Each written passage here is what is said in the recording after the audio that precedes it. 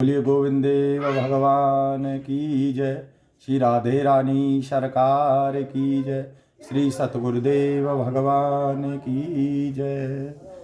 यत कीर्तनम यत स्मरणम यदीक्षणम यदनंदनम यच्छ्रवणम यदर्मम लोकस्य सदो विद्युनोति कल्मषम तस्मै सुभद्र श्रवसे नमो नमः। यानी कहते हैं कि जिनका कीर्तन, स्मरण, दर्शन, वंदन, श्रवण और पूजन जीवों के पापों को तत्काल ही नष्ट कर देता है। यानी कि गोस्वामी तुलसीदास जी महाराज ने श्री रामचरितमानस में कहा है कि नवदा भक्ति है। नवदा भक्ति में क्या? प्रथम कीर्तन, दूसरा स्मरण, तीसरा दर्शन और चौथा है वंदन, पंचम है श्रवण, पूजन। और जीवों के जब ये सारी क्रिया चलती हैं तो इससे जीवों की क्या है? तत्काल ही पाप नष्ट होने शुरू हो जाते हैं और भगवान नाम की प्राप्ति शुरू होती है। कि नवदा भक्ति में प्रथम क्या कहा कि प्रथम भगते संतन करे संगा, प्रथम भगते संतन करे संगा, दूसरे रति मम कथा प्रसंगा। प्रथम भक्ति है कि संतों का साथ देना। जो व्यक्ति संतों का और गुरुओं का साथ देते हैं, उनका ध्यान करते हैं, उनके बतलाए हुए रास्ते से सेवा करते हैं, उन्हें निश्चित ही भगवान के परम पद की प्राप्ति हो जाती है। दूसरा कि दूसरे रति मम कथा प्रसंगा। जहाँ सत्संग हो, जहाँ भगवान का ध्यान हो, जहाँ भगवान का सुमिरन हो रहा हो, जहाँ भगवान की कथाएं चल रही हों, गुरु कोई हो, उनके निमित्त जाकर के भगवान की कथाओं को श्रवण करना। और भगवान की कथाओं को श्रवण करने का मतलब ये नहीं खाली सुनकर के घर चले जाना। श्रवण का मतलब है उसको अपने अंदर उतारना और उतार करके उनके बतलाए हुए रास्ते पर चलना, ये श्रवण है। कह रहे अगर ये करता है व्यक्ति तो उसकी दूसरी भक्ति भी पूर्ण हो जाती है। गुरुपद पंकज सेवा तीसरे भगत अमान, चौथी भगत मम गुण गण करई कपट तज गान। गुरुपद पंकज सेवा, जो हमारे गुरु हैं, जो हमारे इष्ट हैं, उनकी सेवा करना। जो आदेश करें उनको आज्ञा मान करके उस कार्य को सर्वदा के लिए करें और उसका चिंतन करें, उसका ध्यान करें, तो क्या होगा कि गुरुपद पंकज सेवा वो सबसे बड़ी सेवा है। और सेवा में क्या है?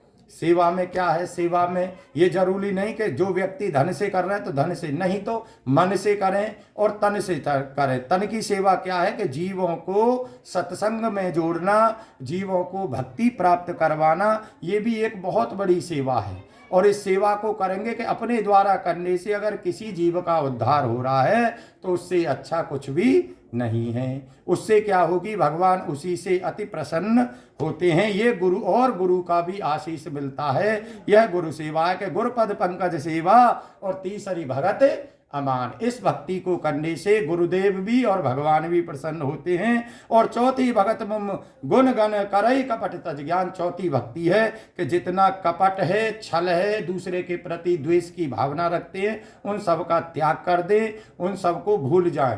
केवल अपने हरि के और अपने गुरु के चरणों का आशीष समझ करके उनकी चरण वंदन करें, उनका ध्यान करें। उनका ध्यान करते हुए उनके बतलाए हुए रास्ते पर चलेंगे तो निश्चित ही कपट आएगा ही नहीं। जब कपट ही नहीं आएगा, क्यों नहीं आएगा? क्योंकि उस समय हम गुरु के बतलाए हुए रास्ते पर चल रहे हैं तो छल और कपट हमको छू भी नहीं सकता है। कहते हैं कपट कैसे जाए? बुरा कर्म छोड़ने की जरूरत नहीं है। सारे लोग कहते हैं बुरा कर्म छोड़ो जी, बुरा कर्म नहीं छूटता, मत छोड़ो। क्या करें? बुरा कर्म छोड़ने की बजाय आप धर्म करना शुरू कर दो या पुण्य करना शुरू कर दो। क्या होगा? पुण्य करेंगे तो पाप स्वतः ही छोड़ करके चला जाएगा, क्योंकि एक मयान में दो तलवार नहीं रहती हैं। जब ये कार्य होगा तो निश्चित ही भगवान के भगवत धाम की हमें प्राप्ति होगी। और पंचम में कह रहे हैं कि मंत्र जाप मम दृढ़ विश्वासा, पंचम भजन सो वेद प्रकाशा। मंत्र जाप, मंत्र जो हमारे गुरु ने हमें दिया है सिर्फ वही आधार है, वही स्वरूप है। उसको स्वरूप में लेकर के उसका जाप नित्य निरंतर करते रहें। यत कीर्तनम यत स्मरणम यदि क्षणम, हर समय उसका जाप, उसका ध्यान, उसका मनन, उसकी स्तुति करते रहें। क्या होगा? पंचम भजन सुवेद प्रकाश। और ये वेद भी कहते हैं, वेद कौन है? वेद ही भगवान है। ये कहते हैं कि निरंतर जाप करो तो भगवान की प्राप्ति। और छठे में कह रहे हैं कि छठ दमशील विरत बहु कर्म। सारे कर्मों में सबसे पहले क्या? दम और शीतलता। अपने अंदर ऐसा शीतलता भाव हो, ऐसा मन शीतल हो, नित्य निरंतर सज्जन धर्मा। और सज्जन व्यक्तियों के पास जब हम रहते हैं तो ये शीतलता का प्रभाव आता है। किसी छली के पास बैठे, कपटी के पास बैठे, द्वेषी व्यक्ति के पास बैठेंगे, क्या होगा? वही भाव आएगा। और किसी संत के शरण में, किसी गुरु की शरण में और भगवान की शरण में बैठते हैं तो नित्य निरंतर सज्जन धर्मा। भाई सज्जन व्यक्तियों के पास में बैठने से सज्जनता प्रभावित होती है और सज्जनता व्यक्ति को छू जाती है, तो भगवान की भक्ति है वो भी। अब कहना है कि सातम सव मोहे मैं जग देखा, मोते संत अधिक कर लेखा। सातम भक्ति क्या है? सातम समोह में जग देखा।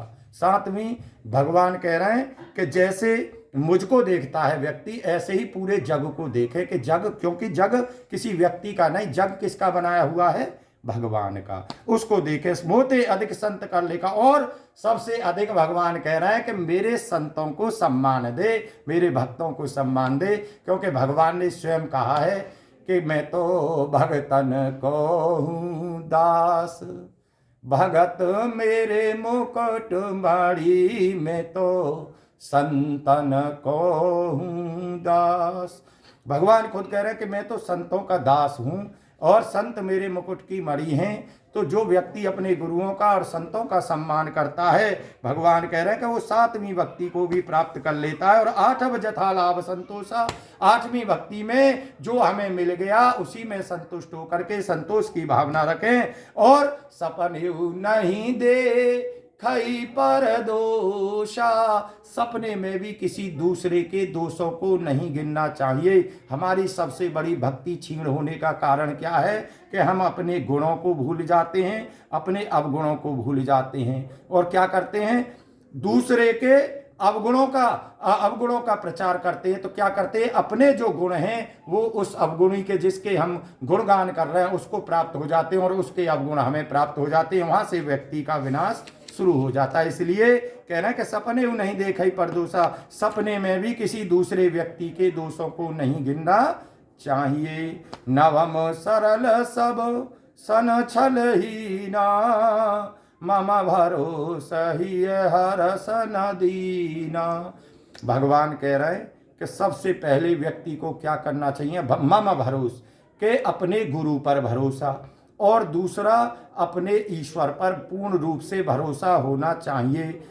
जब तक व्यक्ति का भरोसा स्थिर नहीं होगा तब तक भगवान की कृपा उसे प्राप्त नहीं होगी। नवम सरल सब सनहीला, फिर जब भरोसा हो जाएगा तो व्यक्ति का हृदय स्वयं सरल बन जाएगा और जब सरल हो जाएगा तो निश्चित ही उसे भगवत धाम की प्राप्ति हो जाएगी। आज ये मैंने नवदा भक्ति का कुछ प्रसंग कहा, इस पर सभी भक्त ध्यान दें और सभी भक्तों को मेरी प्रेम भरी राधे राधे। बोलिए युगल सरकार की जय। जय जय श्री राधे।